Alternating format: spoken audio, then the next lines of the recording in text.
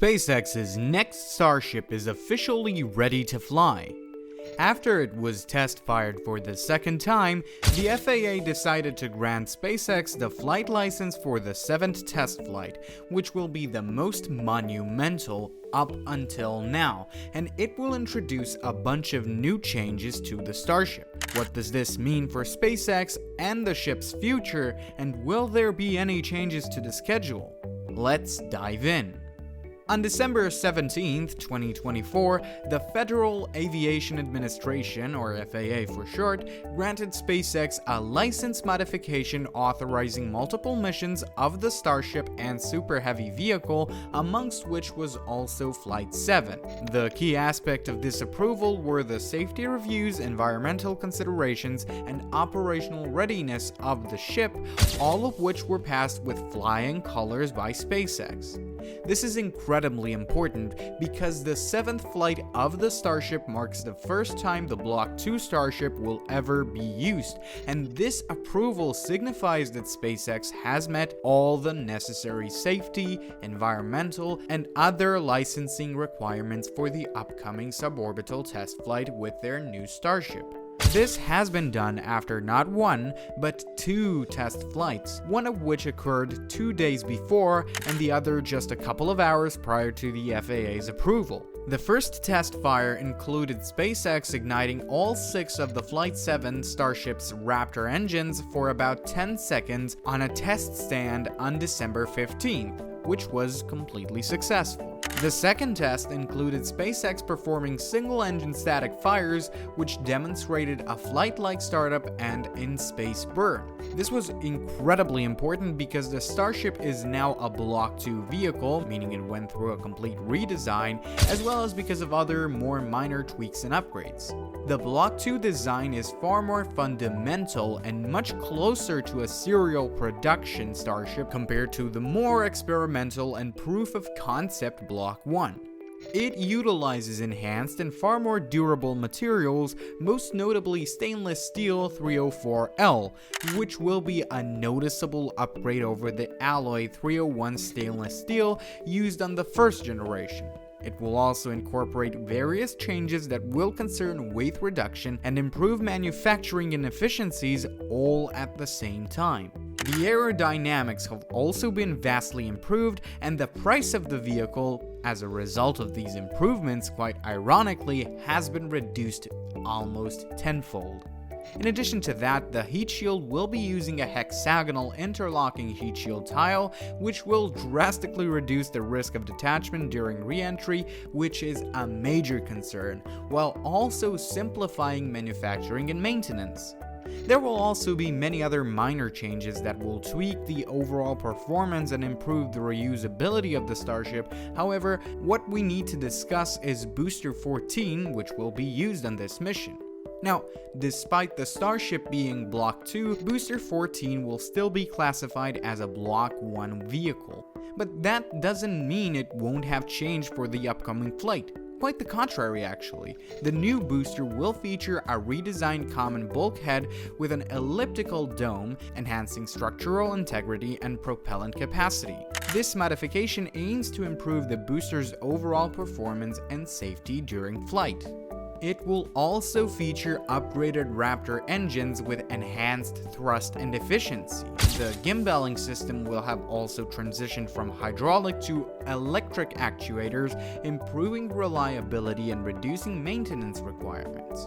There will also be additional changes concerning the flight termination system, grid fins, as well as refined heat protection and heat shielding, but in essence, this will be still the same design as before.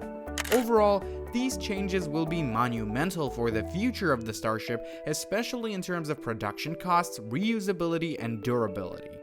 But this still doesn't cover the mission itself, which is why we need to discuss the flight profile of the 7th flight. Now, the flight profile of the upcoming flight is still not fully confirmed. However, thanks to the documents filed with the FAA, we've gotten an official skeleton of the profile and how it will look. Starting off with the launch, the Starship and Super Heavy launch system will ascend from Starbase, with the Super Heavy booster providing the initial thrust to propel the vehicle out of Earth's atmosphere. So nothing really changes here. The booster and the ship will then separate, and the Super Heavy booster is expected to execute a controlled descent back to the launch site, aiming for a landing on the orbital launch pad A. This recovery method will be the same as before, utilizing the chopstick hands, and it will be a part of SpaceX's ongoing efforts to develop a fully reusable launch system, reducing costs and turnaround times between missions. The primary objective of the Starship will be the validation of the critical upgrades and modifications made to both the Block 2 upper stage as well as the upgraded booster. This will be shown through the aforementioned separation phase, but also through a successful reaching of a suborbital apogee before commencing re-entry over the Indian Ocean. In addition to that, it will also evaluate the new and improved thermal protection system, which is incredibly important for the Starship's reusability.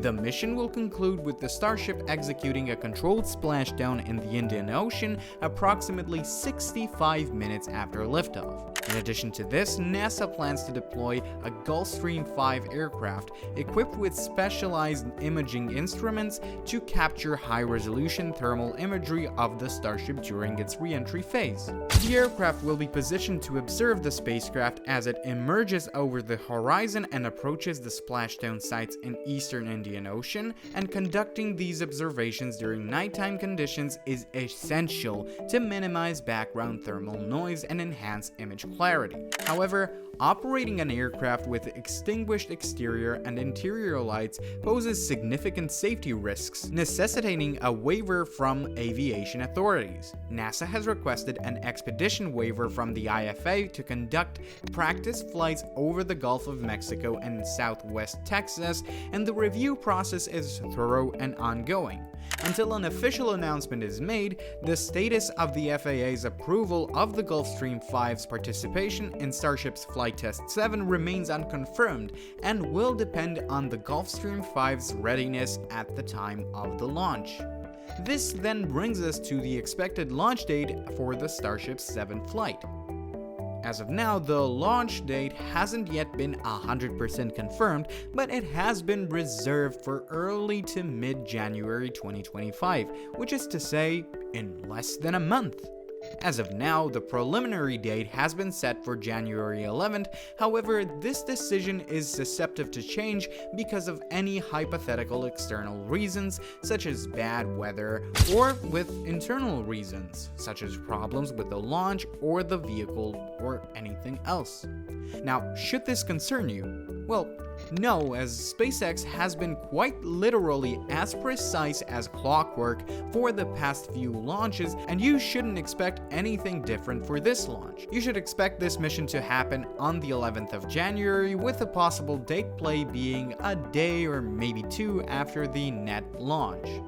The success of the 7th flight will be monumental for space exploration, as with it, we will have finally reached the point where reusability of the ship isn't just an idea, but an actual possibility, and as such, it will signal a massive step forward towards the integration within the Artemis 3 mission, as well as further commercial application after it, most notably the eventual colonization of other planets such as Mars. And if you would like to learn more about what's going to happen with the Starship, as well as to stay up to date with the latest space news, be sure to like this video and subscribe to our channel.